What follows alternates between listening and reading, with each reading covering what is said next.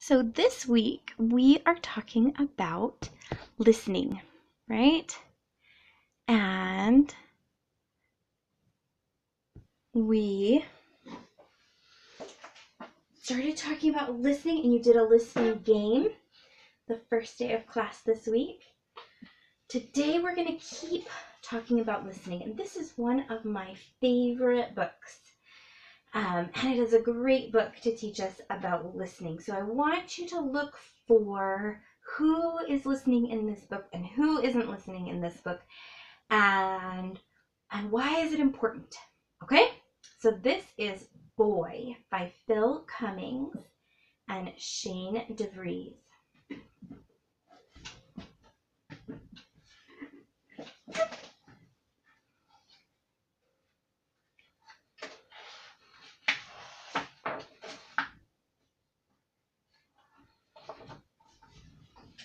Once there was a king who lived high on a hill.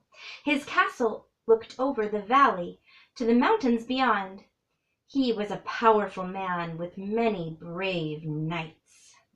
Cling, cling, clong, cling, clong, cling, clong, clang, ting. The mountains were once rich with trees, but a powerful dragon had destroyed much of the forest with his fiery breath.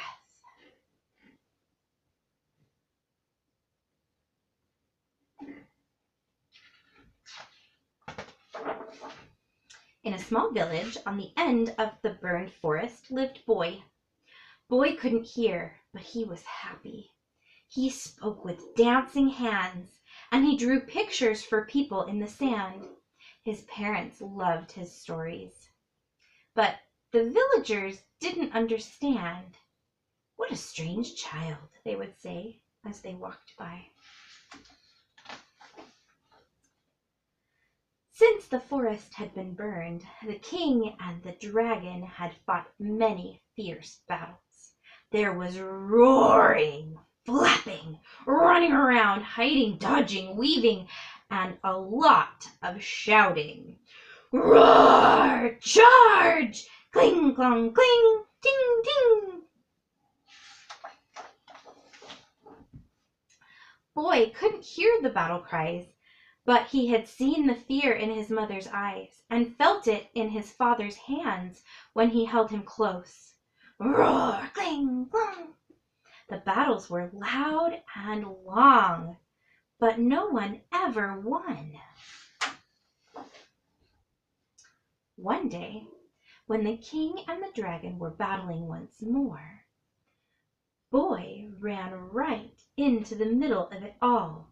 Roar! Cling! Ting! The knights were stunned. "Move!" they shouted. "Get out of the way, Boy!" ordered the king. "Roar!" bellowed the dragon. But of course, Boy couldn't hear them. Flames flared from the dragon's nostrils. Hiss, hiss! Clang, cling, clunk, cling! The knights waved their swords frantically as they marched over to Boy. "Why aren't you listening?" shouted the king. Boy was surprised when he looked up and saw them all. He watched them for a moment, then made his hands dance. The knights were flabbergasted. The king was puzzled. The dragon was mystified. Cling, clang, ting, ting, ting, tong. Boy could see that they didn't understand him, so he took a sword and wrote in the sand, "Why are you fighting?"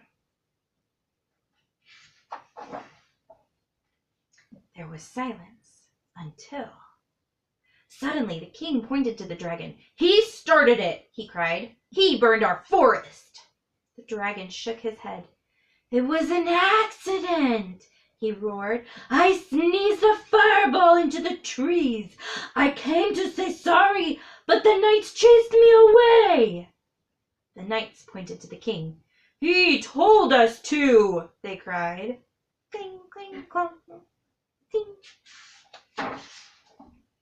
The king looked up at the dragon. "Well, I thought you were coming to take my castle." "Your castle is far too small for me," the dragon replied. "All I want is for you to stop chasing me. I don't like being scared." "Nor do we," chorused the knights.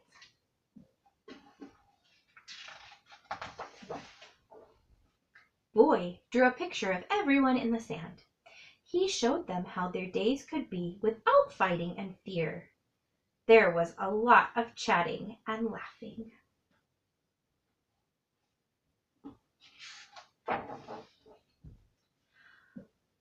"I promise the knights won't chase you any more," said the king to the dragon, "and you can visit my castle whenever you like."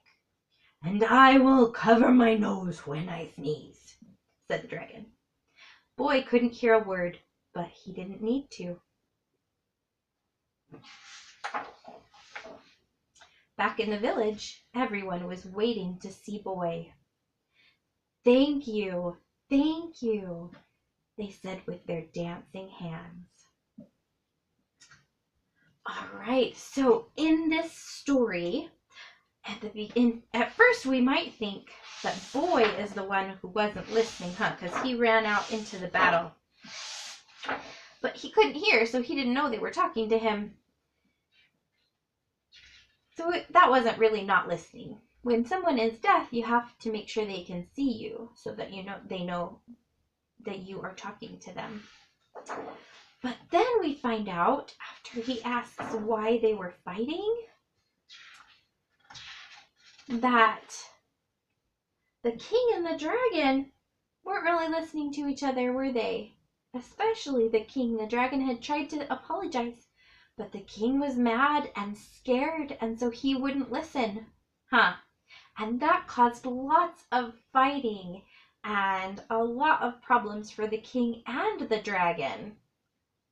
So it is important when somebody comes to talk to us to at least try to listen and understand what they are saying, because we can prevent a lot of problems if we really listen and hear each other. And then Boy helped them see that. And they saw that they could live nicely together, and they apologized. We talked about apologizing, and decided not to fight anymore. So I want you to keep practicing listening. Really try to hear what someone is saying when they're talking and try to understand so that you can make good choices. All right, you've got another listening game to do today, so have fun with that.